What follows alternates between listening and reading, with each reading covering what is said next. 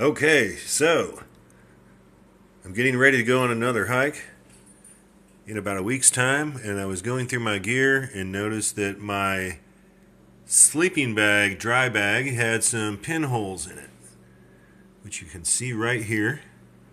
Now, what I did is I turned my bag inside out and put a piece of tape behind it so I can see the holes better. In this case, it's Leuco tape because I happen to have it. Duct tape would probably work, first aid tape, anything that you happen to have. And what we're going to do is put a layer of silicone right over the top. Now I've got some rubbing alcohol. Denatured alcohol would also work if you were trying to do this in the field. Many of us carry that for stove fuel. The Sil-Net, you don't necessarily have to use Sil-Net. Any kind of silicone will do. Sometimes they'll give you a little tiny tube of silicone when you buy your tent. Not a bad thing to carry. And what the alcohol is going to do is kind of thin it out and accelerate the drying.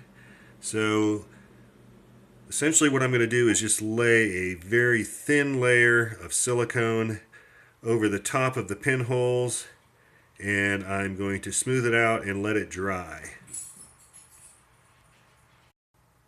Okay, so what I've done here is I've just taken my tube of Sil-Net and I've dabbed a couple of dabs right over the top of the pinholes.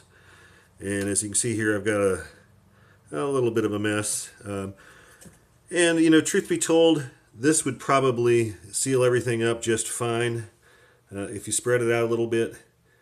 And I doubt anything would leak through those holes ever again. But what we're going to do is dip this paintbrush into some of the rubbing alcohol and just kind of smooth it out so it looks a little better, lasts a little longer, and it will also help accelerate the drying. So I'm just spreading it out and making a nice even rectangle.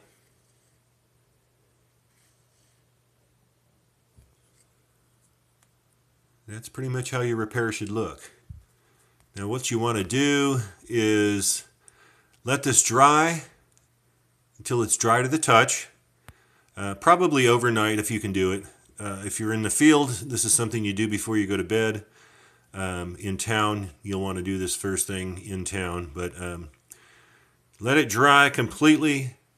You can take the tape off the back and repeat the process on the other side if you really want to do a long-term job. Like I said, in the field, this would probably keep any water from coming through. I don't think you'd have an issue. And you may even want to keep the Leuco tape on there. Who knows? Anyway, that's it. That's how to do a Sil-nylon repair.